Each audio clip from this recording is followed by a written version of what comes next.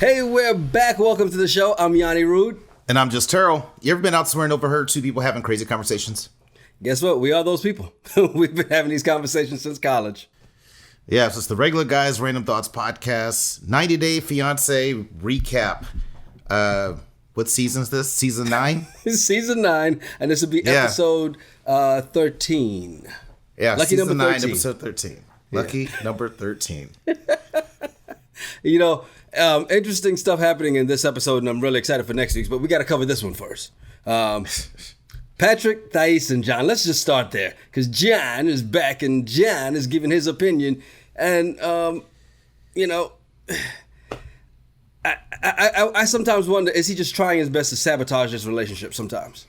No, I think John gave great advice this time. I mean, this is, you know, the concept of this show is so dumb, but I think that John gave some good advice to Patrick. Now, in which part? Because I may agree with you on one, but not on the rest of it. About the father thing, and about That's telling the only her how one he I agree feels, and about telling Thais like how he's feeling stressed about planning the wedding, all the money, and all that stuff. Like he should communicate that to her. I agree with that 100%. You know, but what I don't get is, because I kind of agree with Patrick, like how can Thais help? Like what can she do?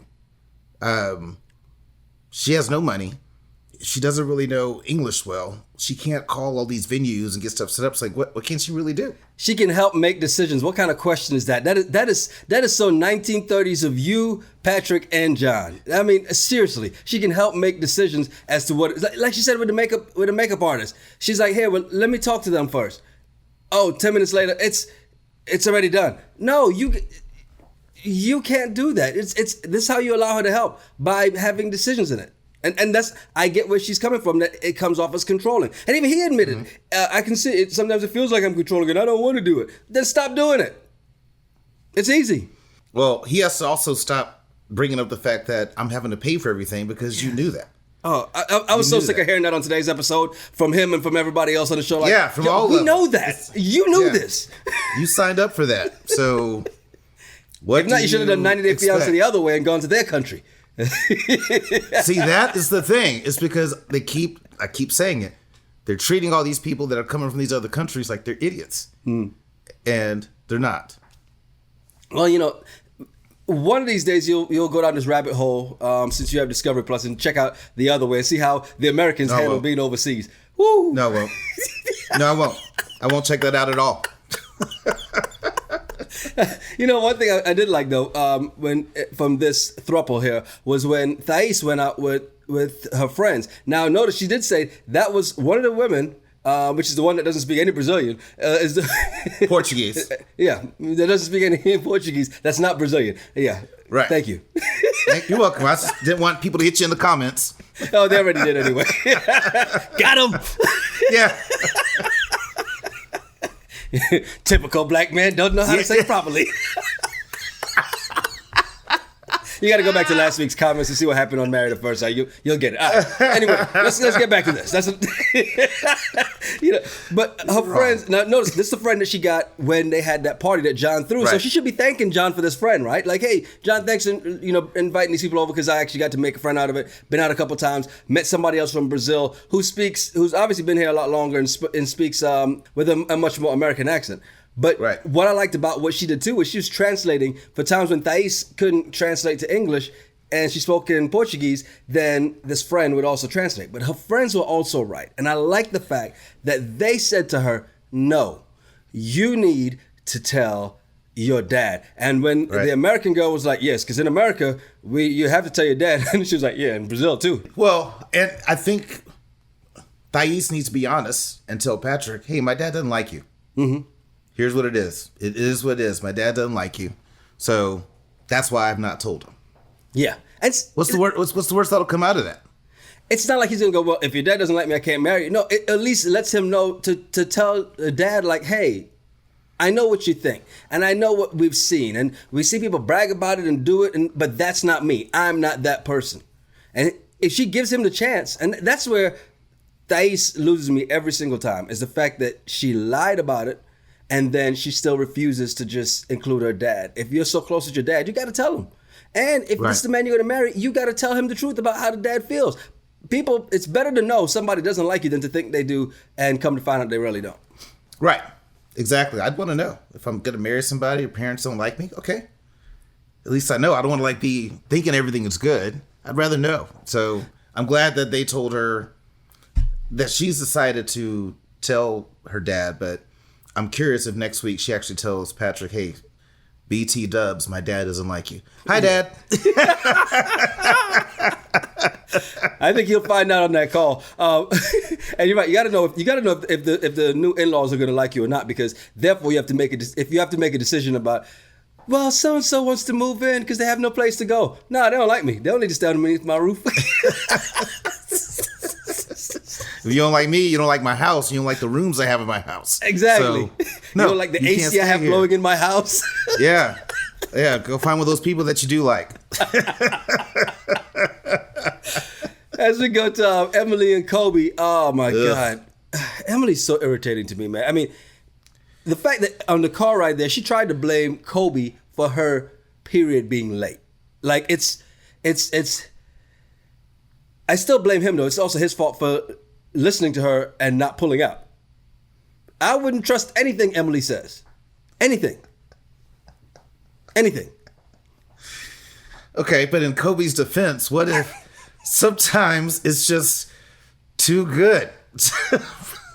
It's not just that it was too good. She said to him, I'm not ovulating right now. You can come in me. What if she was on top and he just couldn't buck her off because she's a sturdy girl? You know, so maybe he just couldn't buck her. Have you ever been in a situation where a woman's there, she just won't, she's on top and she won't let you go? Like, I'm about, no, and snap on, and it's like, wait a minute, what are you trying to do here? Hold up. Yeah, I have. It's awesome.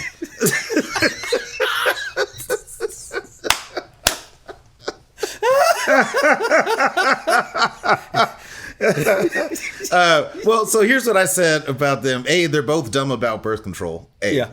They're both idiots on that.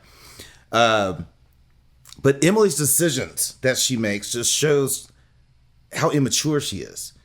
You know, from everything that she does with getting the ring, you know, all the different stuff. And then, like, let's not tell my parents until I start showing. Like, that's something that you'd say that you got pregnant in high school. Right. You know, she's just dumb. And then to keep bringing up the fact that, you know, the pressure's on me because I have to make the money. Stop throwing that in this man's face. The man just explained to you why it's going to be uncomfortable living in the house with your dad, who told you the one thing I ask is you don't get pregnant, because the daddy obviously knew. I mean, he knows his daughter, knows what she's capable of, right? And he's like, just don't do this. He's living in his house. He already knows this. We got to move up from the house. This is an independent man. This is a very independent man from a very independent culture, a very masculine culture. Yep. And what do? You try your best to emasculate him every chance you get by, because the pressure's all on me to go find more nanny work so I can watch more kids, so we can have $1 or $2 and I can buy my own ring. Yeah, I've said it before, and, you know, people can hit me up in the comments. She's not cute enough to put up with that bullshit.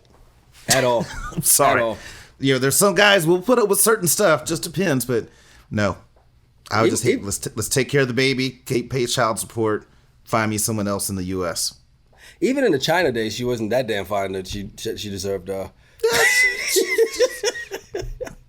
True, but in the China days, maybe she wasn't like this. Well, yeah, because and we'll see this as we get to some others later, which is the fact of it's very different when you're not home. And when they get comfortable at home, then all of a sudden it becomes a completely different story. As we move to Kansas City, Missouri, Bilal and Shaeeda, and I thought this was actually pretty good at first, because it felt like Bilal sided with her and said the prenup talk should be between him and Shaeeda should not be involved. It's none of her business. Quite forgetting that he actually kind of gave her this business anyway from the very beginning. Yeah. As I look at my notes here, I think Shy exaggerated the conversation she had with... No, she didn't. The ex. No, she didn't. She didn't come at her all mad and yelling. She was just being very direct. But she wasn't coming at her yelling and stuff like that. I mean, the way Shy made it seem like she came in all hot at her. And I just think that's a little bit of an exaggeration. I don't think it is. I think, go back and look at it. And the way the tone sets everything else. You don't have very to direct. Yell. You don't have to yell by getting louder. But what she was talking about, what she was referring to, is her tone. And her tone, and I'm not the only one that saw this. Wasn't bad. Her tone was very condescending, and she had no business. You're in my house. You even said that last week. You're in my house. Don't talk to me like that. True, but I'm just saying she exaggerated, but it wasn't like she came at her Chris. She was very direct. Now, she overstepped.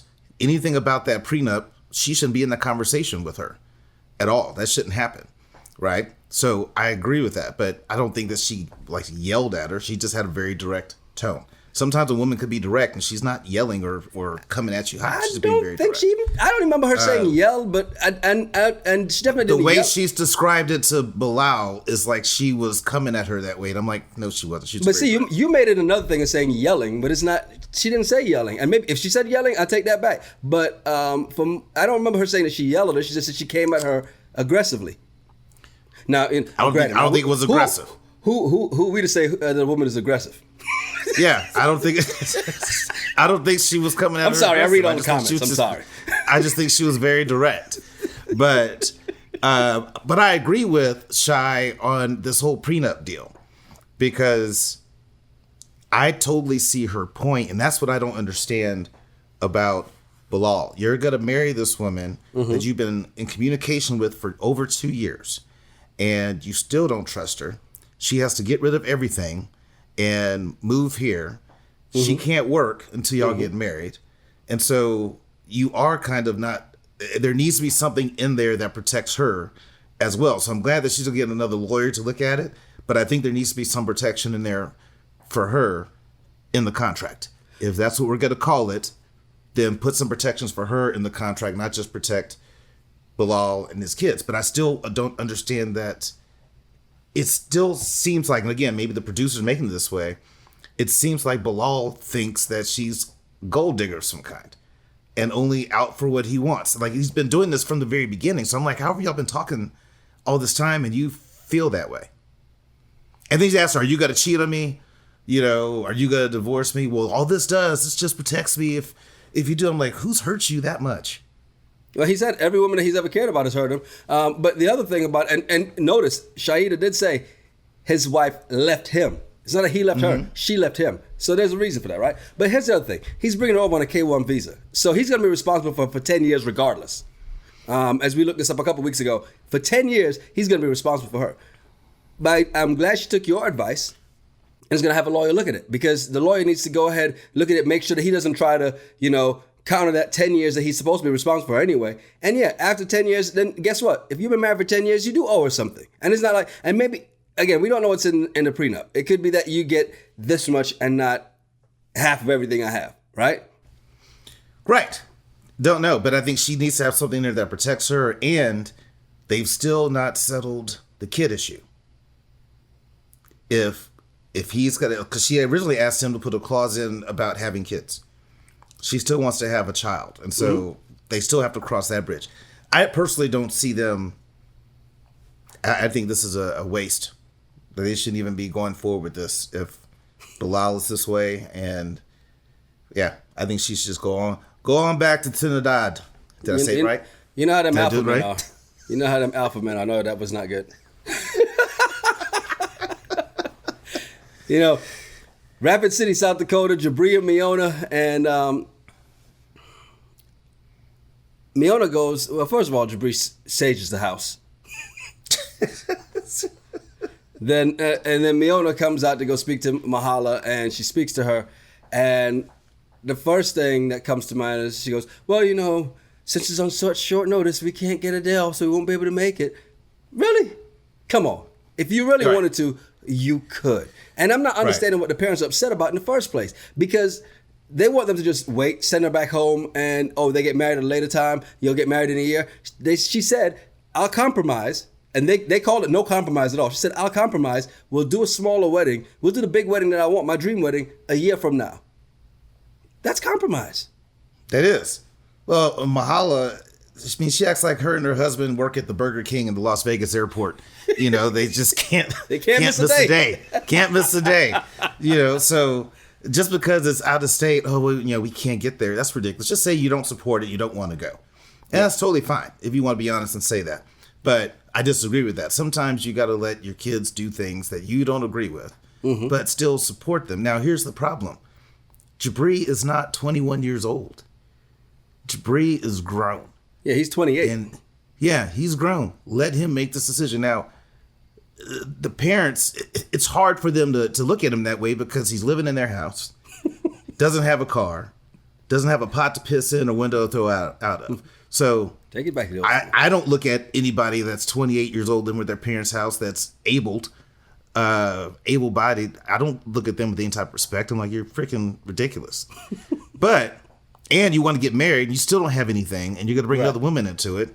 Ridiculous. But I applaud Miona for stepping up to the mom and just, hey, here's the deal. We're going to do this. I'd love for you to be a part of it. I thought Jibri said, well, I'm not going to speak for Jibri. Yeah. But here's what we've decided. And I'm just like, you go, girl. I liked it. See, now she got to change your perspective on her, didn't she? Well, I just respect the fact that she did it because so many of these people in these shows, they seem to be scared to talk to the American parents and speak up and say something. I'm like, I respect the fact that she did that. Well, I mean, and rightfully so, the mom was being as hard as she wanted to be. And, well, the last thing I remember is that he said that he wasn't sure if he wanted to marry you. Now you knew that boy's whipped. You know that boy's whipped. That boy never had nothing look that good, and he don't know what to do with it. Okay? You seen what he brought home from South Dakota before? Ain't nothing that look like that. No. They don't grow them like that in South Dakota. And I ain't never been. I can tell you right now. just from a quick internet search, don't see anything like that in South Dakota. Oh, my God. Even Miss South Dakota don't look that damn good.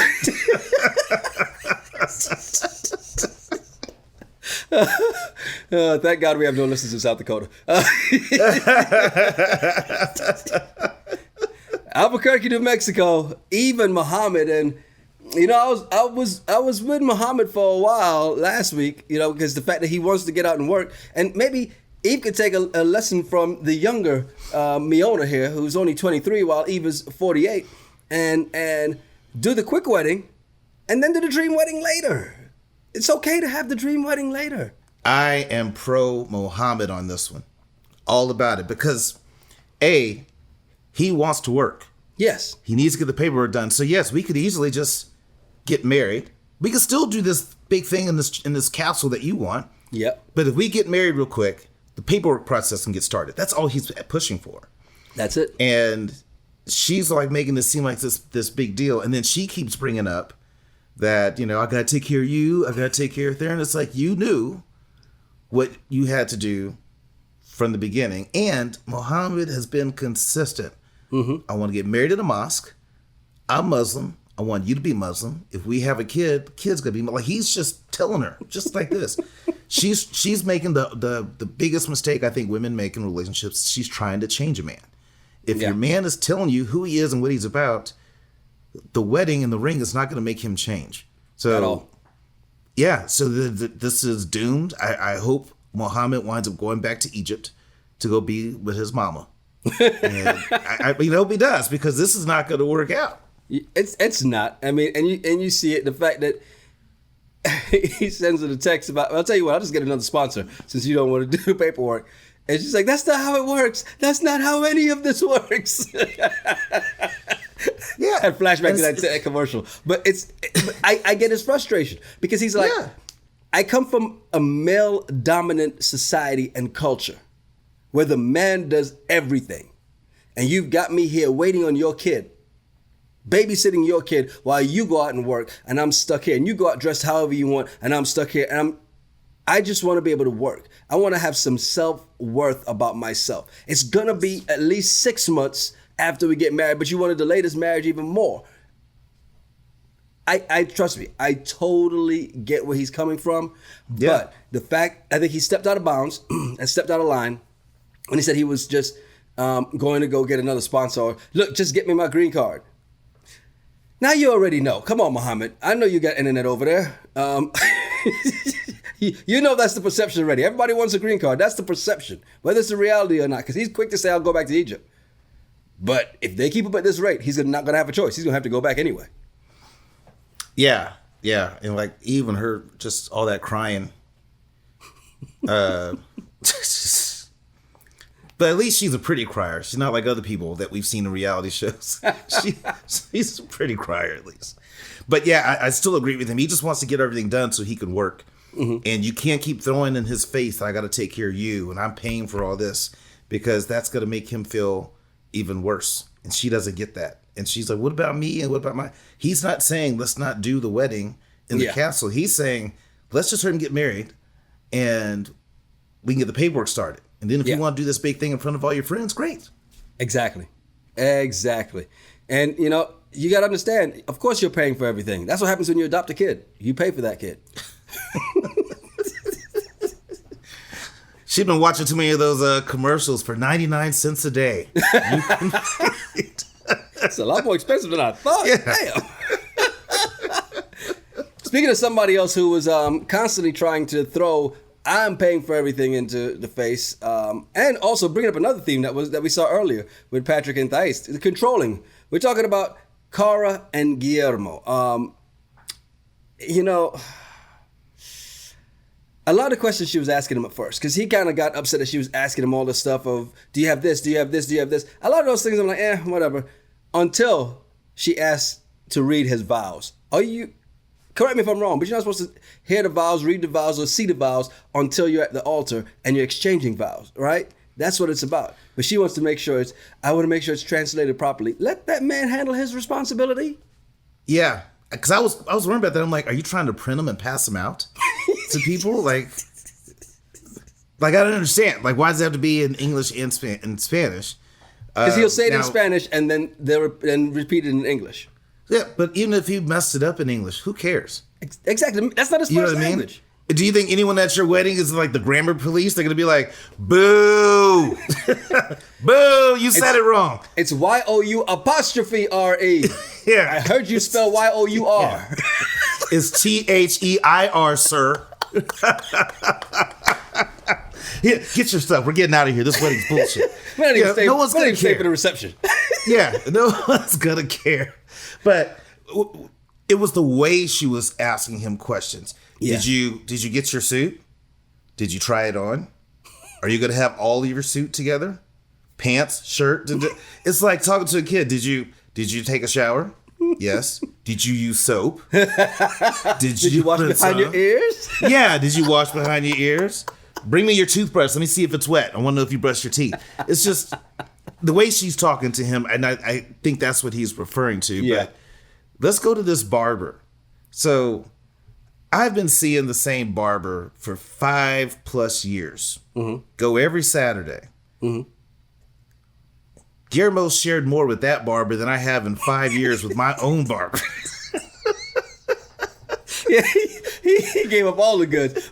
Yeah, I'm just like, dang, Guillermo, you don't keep anything close to the vest? And how's this barber all of a sudden have you second guessing? You know, yeah, I was married. Lasted 7 years. I'm divorced.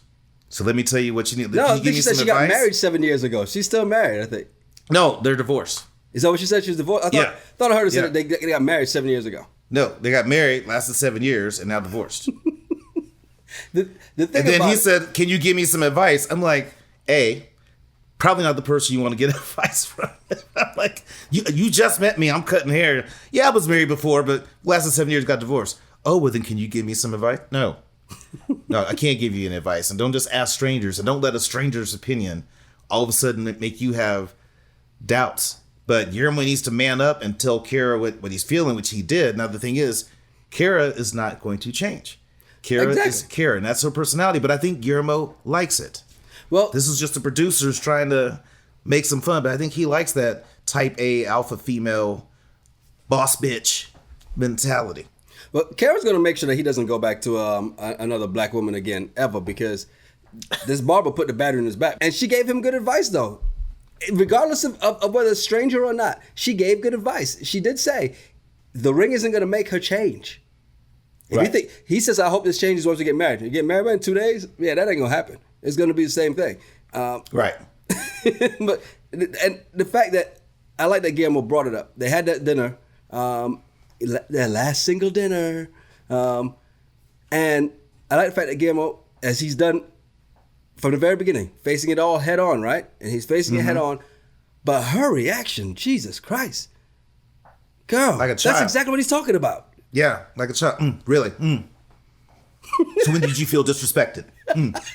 Just her whole body language. She was not listening to understand. She was trying to listen to be right. Yeah. And I'm like, dude, that's what you're going to get with her. Now, what I wish Guillermo would have did was express how he was feeling in Spanish, because his English coming out, it's a little choppy. Maybe it could get missed in what he's trying to say. So I just wish he would express himself fully in Spanish. That way she's like, oh, okay, I get it.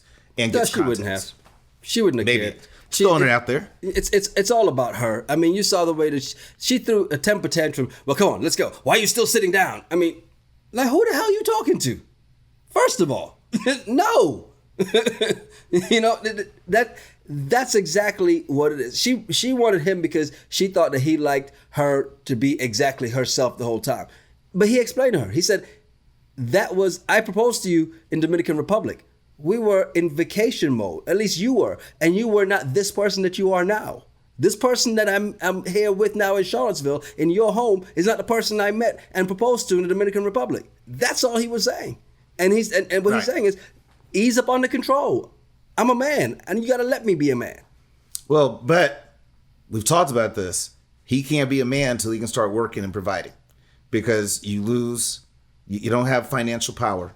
So then he can't be the man at all. So she's going to be doing that until all of a sudden he starts to make his own money. But I do agree with Kara when she said, I was this way when you proposed to me a year ago. At that point, you should have thought about that, because this is who I am. And I agree with that. But I agree with that. But he said that's not who she was. Who she is in Charlottesville is not who she was in Dominican Republic. There's a difference. Because in the DR, he could work. He was contributing. He had his own stuff. He doesn't have jack squat in Charlottesville. So she has to run everything. And so because of that, she's going to make all decisions. You and I think, would do the exact same thing. We're in that situation. If we had a partner that they can't work, they can't do anything, well, we're going to be making all the decisions. So we're just going to run with it and make things happen, because that's who our mentalities are like. So what does he expect? Until he can provide, he's always going to be looked at as all jacked up. Because it is, but that's what happens. You have no money. You have no money. You can't work. All you're doing is at home. That's like saying I make more than you, so my decisions weigh more than yours. No. I didn't say make more. No, you're making nothing. You can't work. You can't bring anything to the table. I know that. But here's the point I'm making. When you get married, it's not about who is bringing in the money that makes the decisions. It's two people becoming one. I understand that. Everything's a decision that has to be made together. It's not about, I used to do this before when I was single, so I'm just going to do it again. That's not how this works. That's how you get divorced. That's not how this works. I understand that. But you have Guillermo coming from a Latin country where the men are men, right? So yes, in theory, we're married, we're a team, and we all make decisions together. But the reality here in America is you're not working. All you do is eat, sleep, and shit. That's all you can do until legally you can go get a job. So until he can bring in some money, Kara is not going to view him that way. She's not going to view him as the head of this household and he's the man. She's not. Well, you better think she's going to give up control, because even though he can work, he's not going to be making more than her. She's not going to view him any different than that. Here's the thing: you can't go. She's not making a ton. I mean, she does the balloon deal and she's trying to get into real estate. She's not balling just yet, but Guillermo could get a job. But until he's able to start bringing something in, she is going to treat him that way. Yeah, and I'm with him. I don't know if I want to. I know if I want to marry if that's the way you're going to act, because you know what? That power dynamic can't remain that way. And I get what you're saying because this, but you knew that coming in. And if you're gonna treat somebody as a less than, then you don't need to make them a partner. You don't need to make them a spouse. That's not what you need. You want a child. You want a pet. You go get that. Because you can't just, that's the same thing with Patrick and Thais. It's like, you can't make all the decisions. Yes, it's your money, but guess what? It becomes ours. Once you say I do, it's no longer yours and mine. It's ours. And and the mentality just only shows that they're not ready. And Kara's definitely not ready because she's such a friggin' child. Come on, well, let's go. Well, since you want to feel like that. I mean, grow up. You're talking about you robbing the cradle, but you're the one acting like the baby. Well, it's true. You know, she does have some, maturity issues as well. But, again, this is what you signed up for.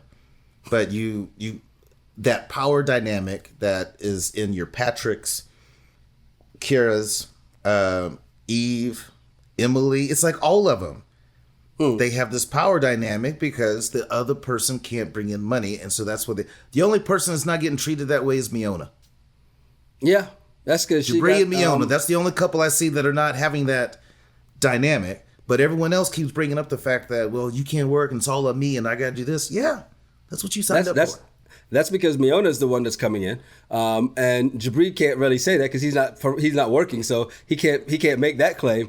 And besides, Miona's got him whipped anyway, so that's why. But let's be real, as we pointed out before, you got this mentality, and it's mostly the women, but then Patrick falls right in there. So I mean, I can't even say it's just the women having this control over these men from these other countries. Bilal, same way. Yep. No, Bilal. Bilal. Yeah.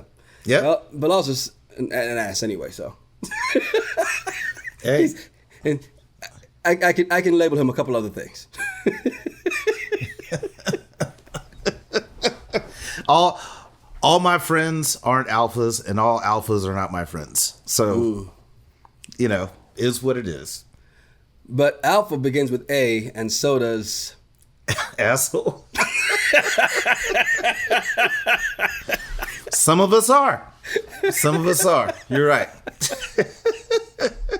Hey, don't forget we review 90 Day Fiance every Sunday. And Wednesday, we're back for season 15, episode 2, Married at First Sight. And hopefully we get through all the weddings this Wednesday. Oh, God, please. 3 hours. 3 hours.